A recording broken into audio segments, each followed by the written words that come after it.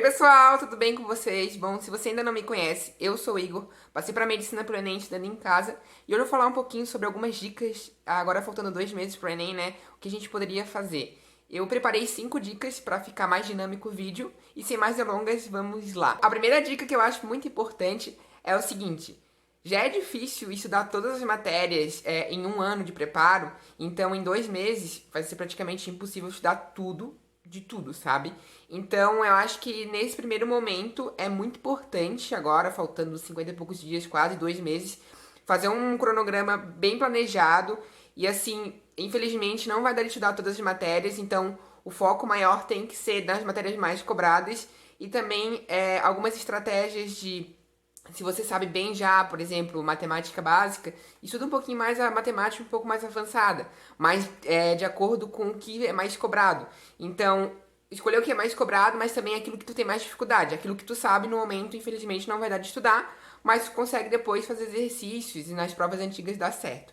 Então, eu acho que nesse momento, como primeira dica, é importante sim fazer um cronograma, porque quanto menos tempo, mais organizado a gente tem que ser.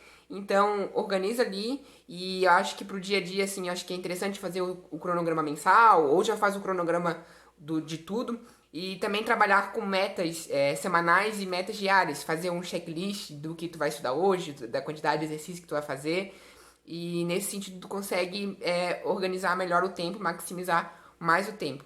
Muita gente também pergunta quantas horas de estudos, né? E isso é muito variável, depende da disponibilidade de cada um.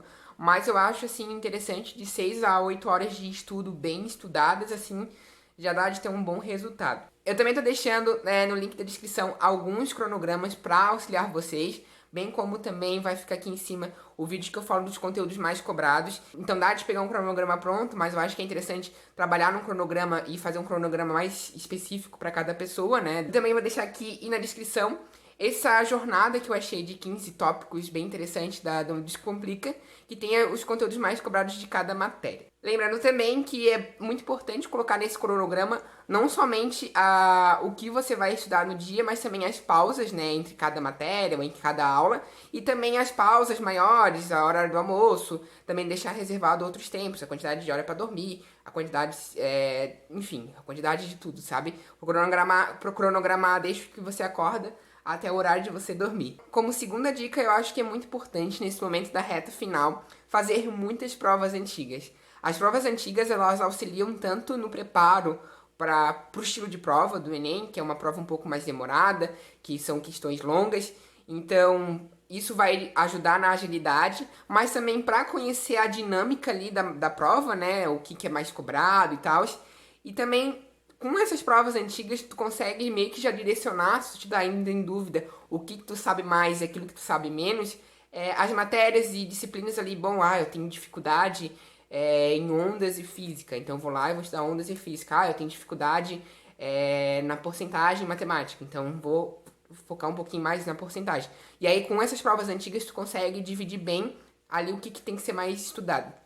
Lembrando também que é importante trabalhar com os conteúdos que são mais cobrados. Não adianta tu pegar ali, tu viu que tem uma questão de trigonometria que em matemática cai, só que cai mais ou menos uma questão de 45, e tu se matar 2 dias estudando trigonometria para acertar uma questão. Se você poderia estar estudando outras matérias, da matemática mesmo, matemática básica, e acertar um pouco mais de questões. Agora é uma agilidade mesmo de sem tempo, irmão. E aí, em relação a essas provas antigas, eu acho que é muito interessante fazer as provas do Enem mesmo, né? Ou do vestibular que você vai fazer. E aí, se você conseguir fazer todas as do Enem que tem normal, dá de fazer o Enem PPL também, que é o Enem privado para pessoas privadas de liberdade, que é aplicado nos presídios. E além disso, também tem as segundas aplicações do Enem, às vezes tem terceira aplicação de Enem. Eu acho que se organizar bem, eu acho que fica complicado fazer tudo isso. E falando sobre as provas antigas, para como organizar ela, seja no cronograma ou no dia a dia, eu acho que é interessante fazer essas provas antigas no final da semana. Eu acho que aqui até a prova vão ter mais uns não sei, mas sei lá, uns 7, mais ou menos uns 7, 8 finais de semana, então dá de fazer cada final de semana fazer uma prova completa, mas também tu consegue dividir pela semana e fazendo, quando for fazer os exercícios de matemática, de física, de química, ou quando for fazer qualquer exercício do dia a dia ali, ou deixar programado pra fazer, segunda-feira eu vou fazer a frente de ciências da natureza, terça-feira eu vou fazer matemática, quarta-feira eu vou fazer linguagem, e aí tu consegue dividir bem assim, em uma semana tu já consegue fazer também praticamente a prova picada e final de semana tu faz uma prova inteira como se fosse um simulado. Acho que seria bem interessante e aí consegue fazer bastante prova antiga. Sobre a terceira dica, eu acho que é importante também falar sobre a redação. Infelizmente, redação não tem fórmula mágica, né? Não tem uma receitinha de bolo. E eu acho que para ir bem na redação, e é muito importante ir bem na redação, principalmente para mim foi como o que me fez passar, né? Então eu acho que é muito importante focar agora e treinar a redação mesmo. Com pouco tempo que tem mesmo, assim, não deixaria de lado a redação. Acho que seria muito importante. E eu acho que para maximizar, seria muito bom tentar fazer 2 redações por semana. Eu sei que é complicado, que é muita coisa, mas nos meus últimos 2 meses eu consegui fazer 2 redações por semana. Se não conseguir fazer 2 redações, pelo menos faz uma e depois corrige ela, né? Reescreva ela já com a correção melhor. Isso já ajuda bastante. Eu acho também que dá de dar uma olhada, assim, agora na reta final, eu sempre comento, né, que olhar as provas que tiraram nota 1000, as redações que tiraram nota 1000 é interessante. Lembrando bem que não pode fazer uma cópia na prova, mas assim, para ver algumas estratégias, para ver alguns estilos de argumentação, algumas frases ali que podem ajudar na hora da prova, né, para dar algumas ideias, assim, servir como referência para você montar algumas estratégias na sua redação. Então acho que seria legal também dar uma olhadinha nessas provas 1000 sem copiá-las. Como quarta dica, eu meio que pensei em como seria uma estratégia para dividir o que fazer no dia a dia, né? Então eu pensei que seria interessante dividir, por exemplo, um estudo de 6 horas ou 8 horas, eu acho que seria interessante dividir 50% desse tempo, ou seja, se forem 6 horas de estudo, 3 horas, ou se forem 8 horas de estudo, 4 horas, para fazer exercício e prova antiga. Então é bastante tempo, né? E desses 50% que sobrou, 35% eu acho que seria muito interessante ver as videoaulas, ou ler no livro, ou ler um resumo sobre a matéria, né? E os outros 15% para fazer algumas anotações importantes. Como tá faltando pouquinho tempo, mesmo não faltando só pouquinho tempo, né? Eu sempre tenho aquela questão de que fazer resumos demorados pra mim nunca foi uma ideia muito legal. Porque, tudo bem, tá ali, tá fazendo teu resumo, tá estudando também, só que às vezes tu perde 3, 4 horas fazendo um resumo e tu poderia fazer muito mais coisas. Então eu acho que sim, é muito importante fazer anotações. Então, se você conseguir fazer essas anotações na própria videoaula ou no próprio resumo que tá ali, seria interessante, né? Tá assistindo a videoaula, então anota as coisas importantes.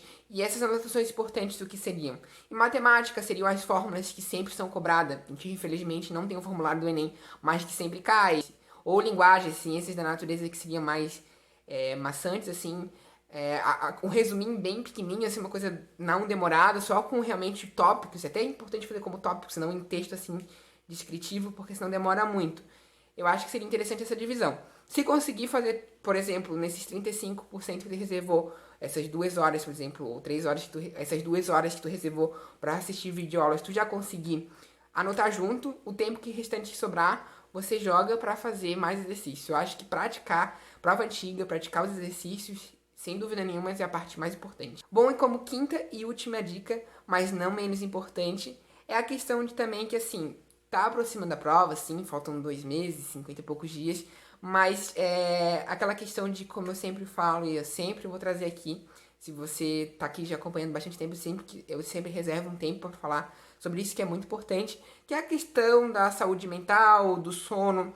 Eu acho que já aconteceu isso comigo, já aconteceu isso com vários colegas e o resultado não foi uma aprovação. Então, assim, eu acho que é muito importante. Sim, tudo bem, tá se aproximando da prova, é a reta final, é o momento de intensificar, mas não deixa de dormir.